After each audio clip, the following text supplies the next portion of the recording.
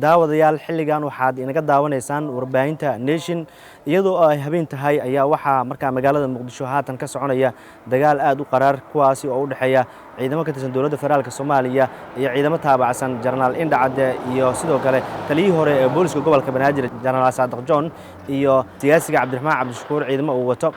rasaasta waxay ka bilaabatay daqiiqado ka hor markii la afuray guri uu ka degan yahay aaga Cabdiqaasin ama agagaarka iyadoo markaasi rasaastu ay aad u xooganeed waxaa markaa fowda isdaray ciidamo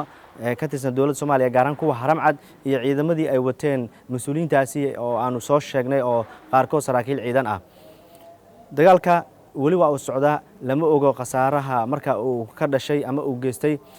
dhaawac iyo dhimasho ayaa la soo warinayaa iyadoo markaasi dagaalku waqti badan qaatay haddana waxaa la soo warinayaa inay markaa rasaas kale ka bilaabatay isgooska dabka ee magaalada Muqdisho halkaas oo aan la ogeyn ilaa hadda cid markaasi isku dirireysa balse waran madax bannaan oo heshay warbaahinta Nation waxay sheegayaan in ciidamadaasi markaa ku dagaalamaya ay ka tirsan yihiin dawladda Soomaaliya iyo ciidamo uu wato gudoomiyaha Daynile Jacfar sida la sheegay magaalada Muqdisho ayaa caawa ahayn xaaladeeda mid degan iyadoo haatan aad maqlaysaan dhabaqa rasaasta la isku adeegsanayo oo qaarkood hubka culculus ay ku jiraan mararka qaar ayaa la maqlayaa hubkan ciidiisa kala duwan sida qoraga zabanka iyo dhishiikaha oo dadku ay aad u maqlayaan taasi oo keentay in dadku ay qalqal nafsadooda geliyaan qaarkoodna ay bilaabaanba in magaalada Muqdisho ay ka barakacaan caawa aaga number 4 iyo degmooyinka Hodan iyo Holwadaag ma aha xaaladeeda mid degan oo waxa mar ka dambeeyay si xoogeysanaysa dagaalada ciidamada ayaa marba dhinac isku ceersanaya iyadoo marna la jabinayo koox marna la jabinayo kooxda kale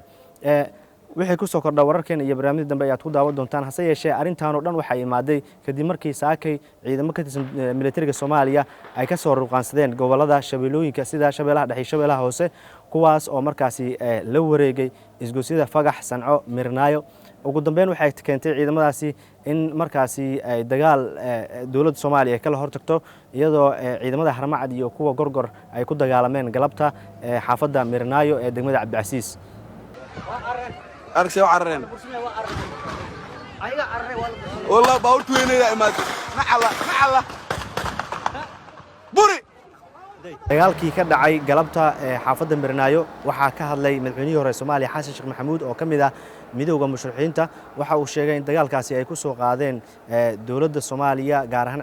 ciidamada ka amar qaata madaxweyne Farmaajo waxa uu sheegay in loogu talagalay in isaga la weeraro sidoo kale Cabdiraxmaan Cabdishakuur oo caawa bartiisa Facebook ku soo qoray qoraal isagana waxa uu sheegay in la soo weeraro caawa oo ay soo weerto dawladda waxa ila jooga ayuu yiri xildhibaano iyo siyaasiyiin kuwaasi oo aan wada tashi la lahaa xilligii afurka anagu ku jirna ayuu sheegay in ciidamo ka amar qaata madaxweyne Farmaajo ay weerar ku soo qaadeen wixii ka dhashay waxa uu sheegay in markaasi mas'uuliyadda uu qaadi doono madaxweyne Farmaajo sidoo hadalka u dhigay wasiirka amniga ee xukuumadda federaalka Soomaaliya Xasan Xundubey ayaa goordhow ka hadlay dagaalkan ka soconaya magaalada Muqdisho iyo in dawladdu ay weerartay in kale xubno siyaasiyiin ah gaar ahaan madaxweynihii hore ee Soomaaliya wasiir Xundubey waxa uu sheegay inaysan dawladda Soomaaliya aysan weerarin madaxweynihii hore ee Soomaaliya taa beddelkeedu waxa uu sheegay in ciidan ka tirsan madaxtooyada Soomaaliya ay ilaalo u yihiin madaxweynihii hore ee Soomaaliya isagoo sheegay inay qalad tahayba in nin mansab leh in dawladda Soomaaliya ay weerarto maadaama oo hore u soo noqday madaxweyne Soomaaliya sidoo hadalku dhigay iyo deegaankooda ay soo abaabuleen maleeshiyaad oo si kasta oo looga caqliga celiyey ama la isku dayay in loo caqli celiyana ay diideen in ay maanta soo weerareen magaalada Muqdisho qaybo ka mid ah ciidamada ammaankuna ay ka hortageen arrinkaasna ay soo afjareen